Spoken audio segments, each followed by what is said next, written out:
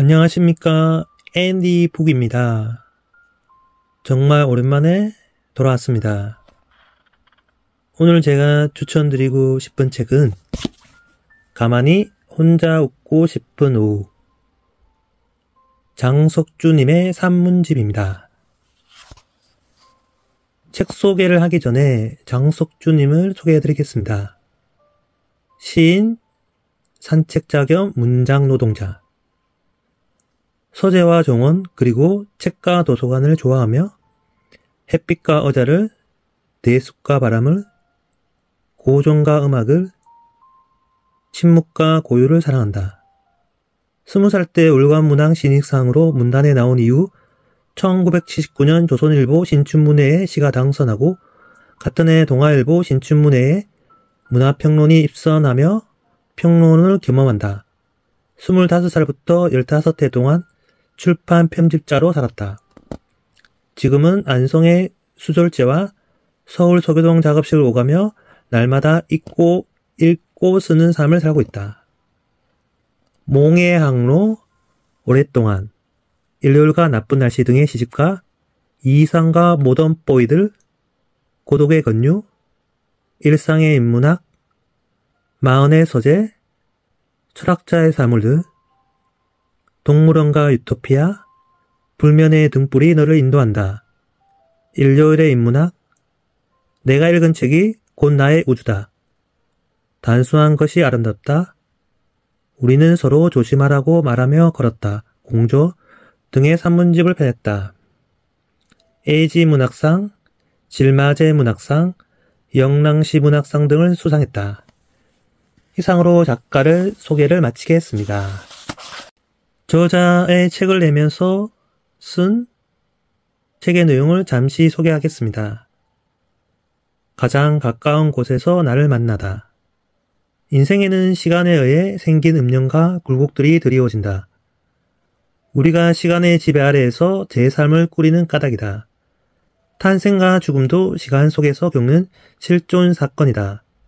그런데 이 사건은 균질하지 않을 뿐더러 그 속도와 길이와 느낌도 제각각이다.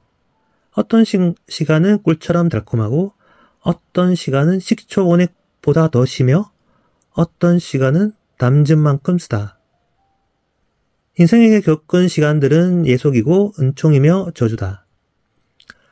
아울러 크고 작은 경험은 우리 인생의 축이다. 시간은 나이를 쌓아 우리를 노년으로 데려간다. 따라서 모든 것을 앗아가고 부서뜨리는 시간의 폭력이 빚는 덧없음이 내가 쓰는 문장에 갈피마다 스며들었다. 나는 안다.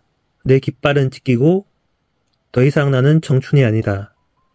내 방황 속에 시작보다 끝이 더 많아지기 시작한다. 한 번 흘러간 물에 두 번 다시 손을 씻을 수 없다.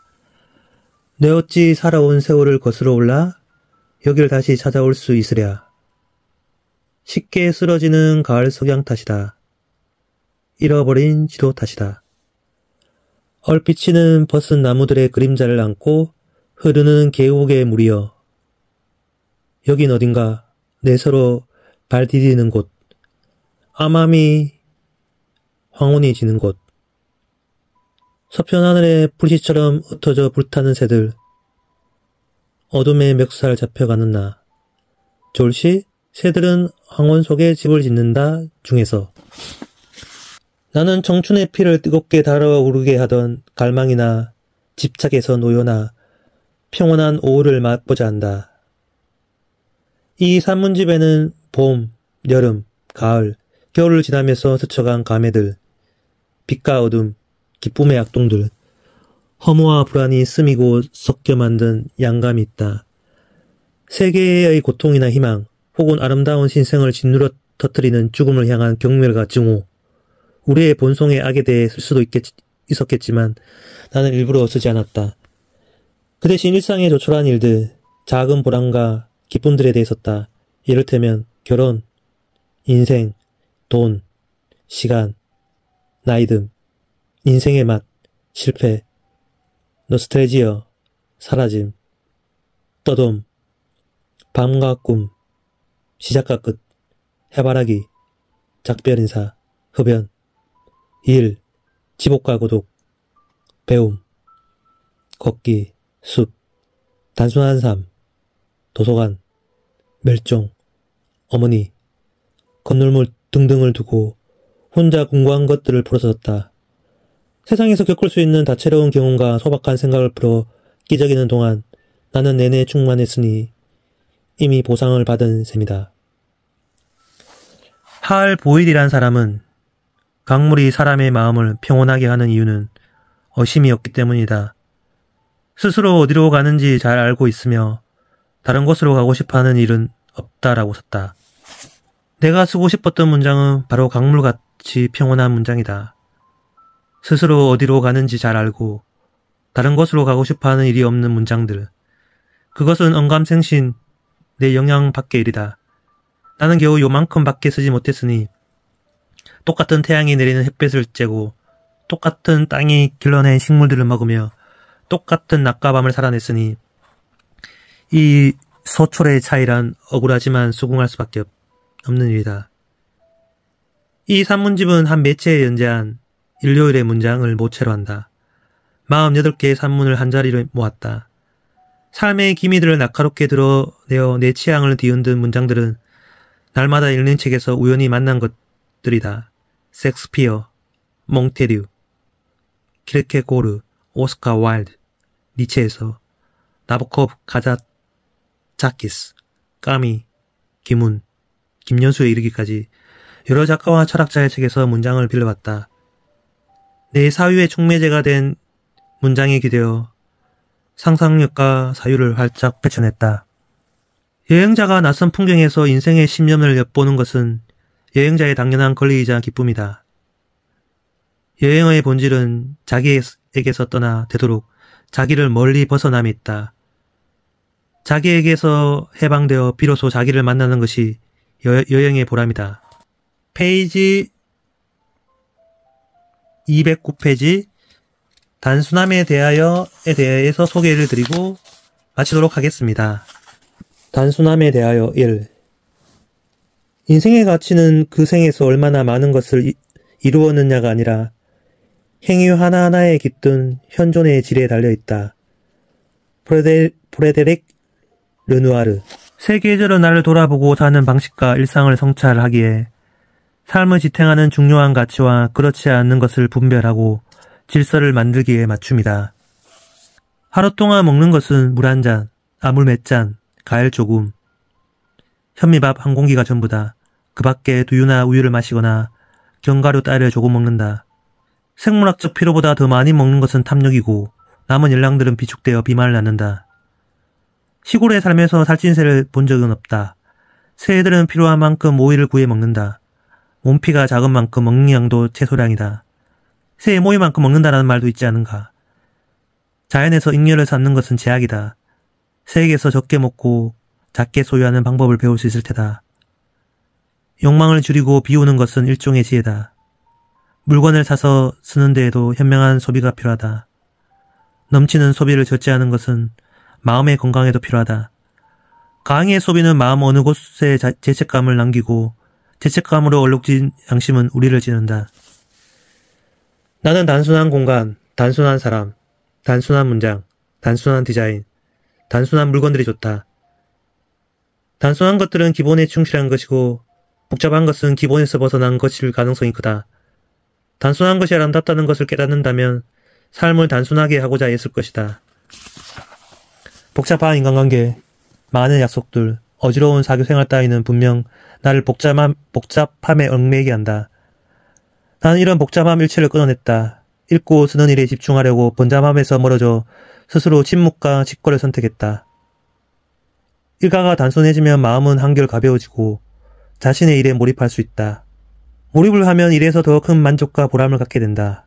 몰입은 단순함의 열매요 축복이다. 단순함이란 비본질에서 멀어지고 본질에 충실해지는 것이다. 최고의 명상법을 가르쳐 달라고 하는 사람에게 승려 틱낙하는 설거지를 하십시오. 다만 그릇이 아기 부처님이라고 상상하면서 잘 닦아보십시오라고 했다.